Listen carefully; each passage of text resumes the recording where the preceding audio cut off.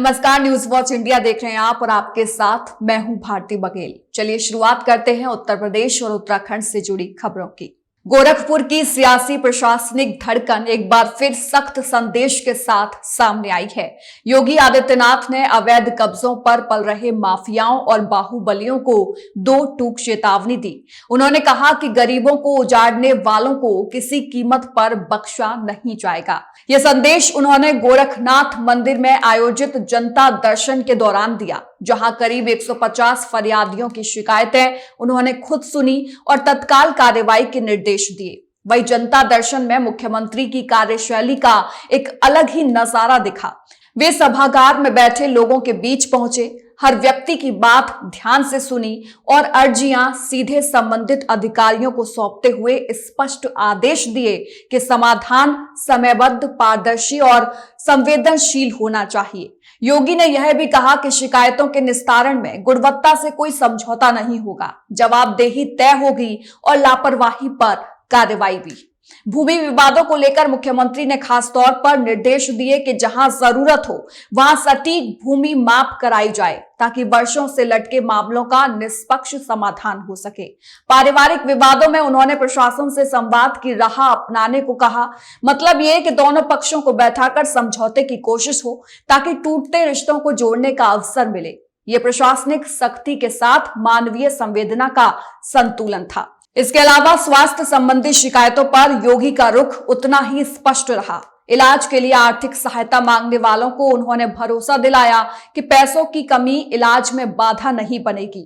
अस्पतालों से एस्टीमेट शीघ्र तैयार कर प्रस्ताव सरकार को भेजने के निर्देश दिए गए और मुख्यमंत्री विवेकाधीन कोष से पर्याप्त सहायता का आश्वासन दिया गया। संदेश साफ था, बीमारी में सरकार साथ खड़ी है। इसी क्रम में सोमवार सुबह मुख्यमंत्री ने गोरखनाथ मंदिर परिसर में रुद्राभिषेक कर प्रदेश की शांति, समृद्धि और जन कल्याण की कामना की। वैदिक मंत्रोच्चार के बीच अनुष्ठान संपन्न हुआ और हवन के साथ पूजा का समापन हुआ।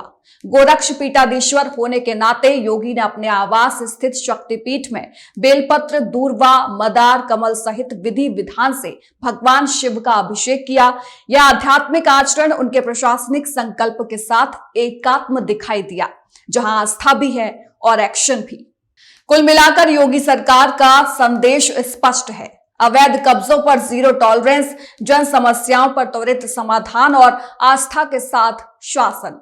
योगी आदित्यनाथ की यह शैली कठोर निर्णयों के साथ मानवीय स्पर्श प्रदेश की राजनीति और प्रशासन दोनों में एक मजबूत लकीर खींचती है। और चलिए अब उत्तराखंड की खबरों का रुख करते हैं। उत्तराखंड से इस वक्त की बड़ी और संवेदनशील खबर यह है कि पुष्कर सिंह धामी ने सोमवार को त्रिपुरा के छात्र एंजेल चकमा की हत्या के मामले में उसके पिता तरुण प्रसाद चकमा से फोन पर बात की। मुख्यमंत्री ने इस दर्दनाक घटना पर गहरा शोक जताते हुए कहा कि वह इस दुख की घड़ी में परिवार के साथ खड़े हैं और व्यक्तिगत तौर पर इस घटना से बेहद आहत हैं। मुख्यमंत्री धामी ने साफ शब्दों में कहा कि उत्तराखंड की पहचान हमेशा से शांति, शिक्षा और सौहार्द की रही है। देश ही नहीं बल्कि विदेशों से भी छात्र यहाँ पढ़ने आते हैं। ऐसे में एंजेल चकमा की हत्या केवल एक परिवार की नहीं बल्कि पूरे राज्य और समाज के लिए पीड़ा देने वाली घटना है। उन्होंने भरोसा दिलाया कि उत्तराखंड में इस तरह की घटनाओं के लिए कोई जगह नहीं है और सरकार पूरी सख्ती से कार्रवाई करेगी। सीएम धामी ने एंजेल के पिता को बताया कि इस मामले में अब तक 5 आरोपियों को गिरफ्तार किया जा चुका है।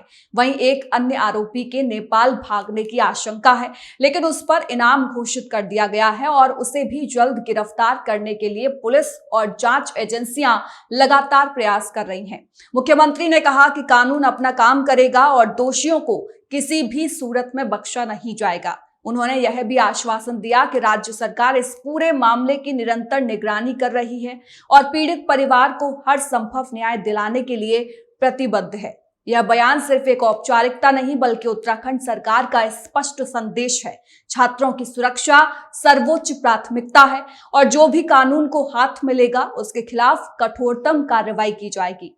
फिलहाल मामले की जांच जारी है और पूरे देश की नजरें इस पर टिकी हैं कि दोषियों को कब और कैसी सजा मिलती है। तो ये थी उत्तर प्रदेश और उत्तराखंड की बड़ी खबरें।